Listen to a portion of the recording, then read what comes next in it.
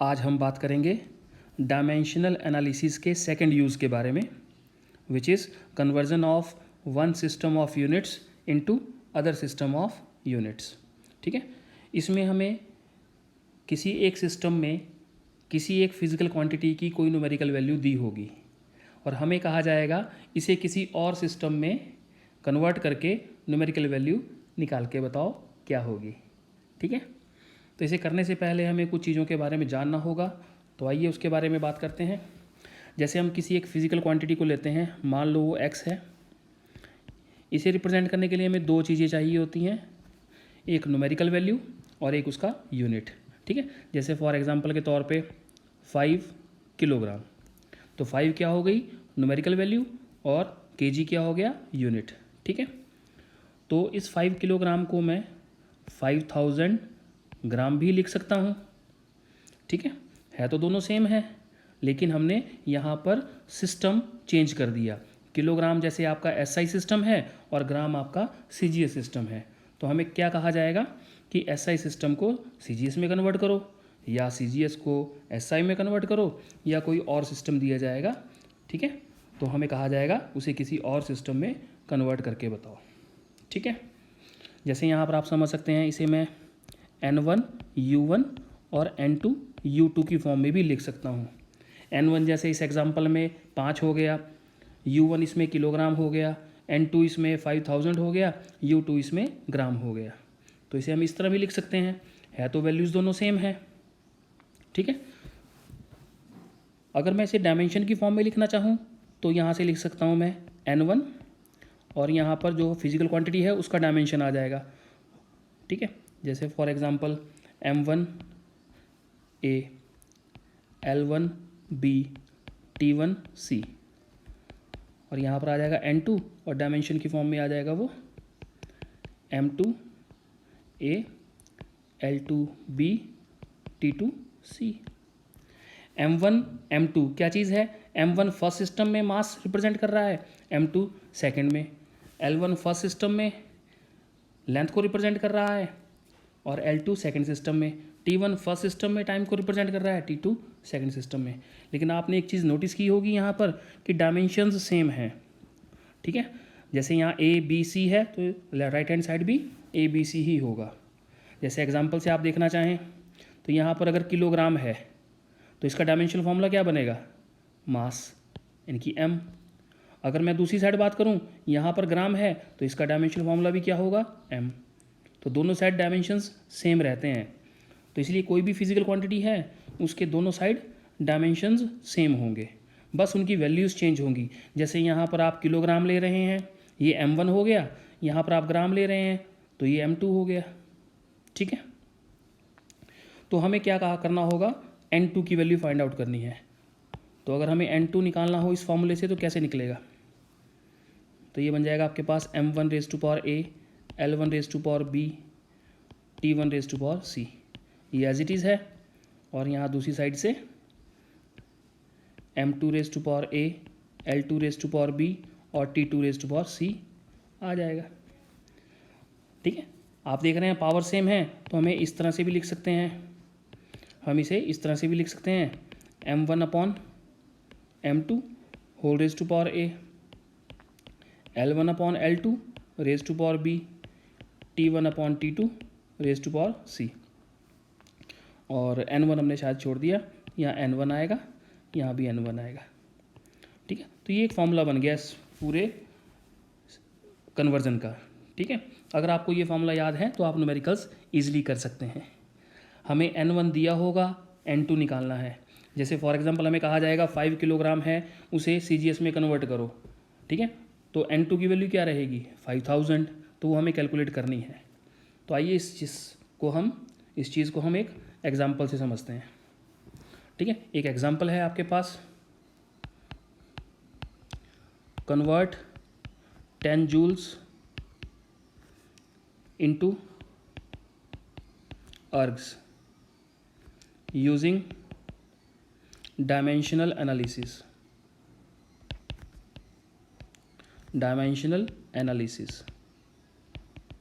ठीक है, हमें कहा गया है 10 जूल को अर्ग में कन्वर्ट करके बताओ।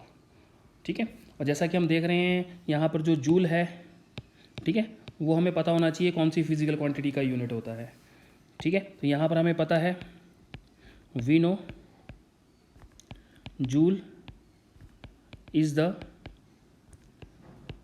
SI यूनिट ऑफ वर्क या एनर्जी भी बोल सकते हैं। तो इसका डायमेंशनल फॉर्मूला हमें याद होना चाहिए और हमें पता है डायमेंशनल फॉर्मूला ऑफ वर्क क्या होता है, ML2T-2, ML2T-2। तो यहाँ से हमें ABC की वैल्यूज़ मिल जाएंगी, ABC। तो यहाँ से आप कंपैरिजन करेंगे तो A की वैल्यू आएगी 1, B की वैल्यू आएगी 2 और C की वैल्यू आएगी आपके पास -2। तो यहाँ से हमें ABC की वैल्यू चाहिए, ठीक है। इसके लिए हमें डायमेंशनल फार्मूला आना चाहिए।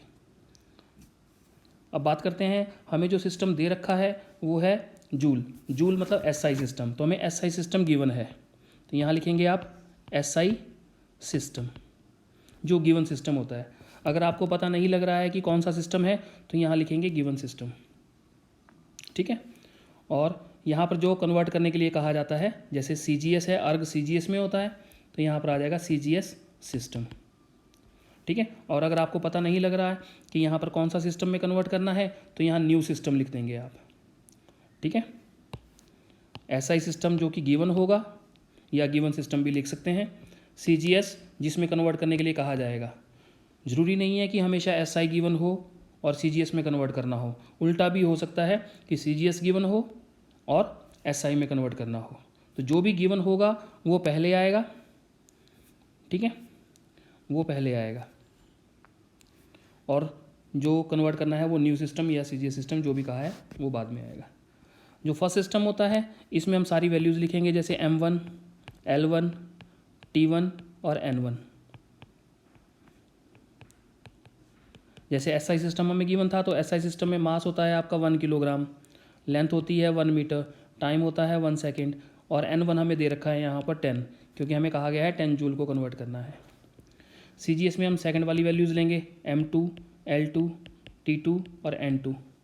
CGS सिस्टम में मास हम रिप्रेजेंट करते हैं 1 ग्राम से, लेंथ लेंगे आप 1 सेंटीमीटर, टाइम लेंगे आप 1 सेकेंड, और N2 हमें फाइंड आउट करना है, ठीक है।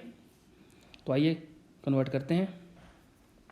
हमने अभी एक रिलेशन पढ़ा था N2 निकालने का, N2 is equal to N1 M1 upon M2 raise to power A, L1 upon L2 raise to power B, T1 upon T2 raise to power C।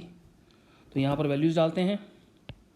N2 is equal to N1 हमें दे रखा है 10, M1 हमने ले रखा है 1 kilogram जो given system था, और मास M2 होगा आपका 1 ग्राम, ये CGS सिस्टम, और रेज टू पावर A की वैल्यू हमने निकाली थी पहले 1, लेंथ होगी 1 मीटर L1 SI सिस्टम में, लेंथ होगी आपकी 1 सेंटीमीटर CGS सिस्टम में, B की वैल्यू हमने निकाली है अभी 2, टाइम होगा 1 सेकेंड SI सिस्टम में, CGS में भी 1 सेकेंड ही होता है, और यहाँ पावर आ जाएगी -2। इसके बाद हमें क्या करना है, ये जो 1 किलोग्राम है इसे ग्राम में चेंज करेंगे, तो ये बन जाएगा 10⁻³ ग्राम, इनकी 1000 ग्राम, नीचे आ जाएगा 1 ग्राम एज इट इज़, पावर आ जाएगी 1।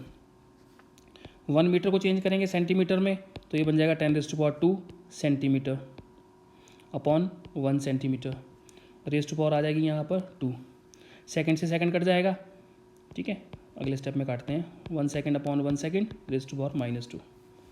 तो अगर आप यहाँ ध्यान दें तो यहाँ पर ग्राम से ग्राम कट जाएगा, तो हमारे पास बचेगा 10⁻3।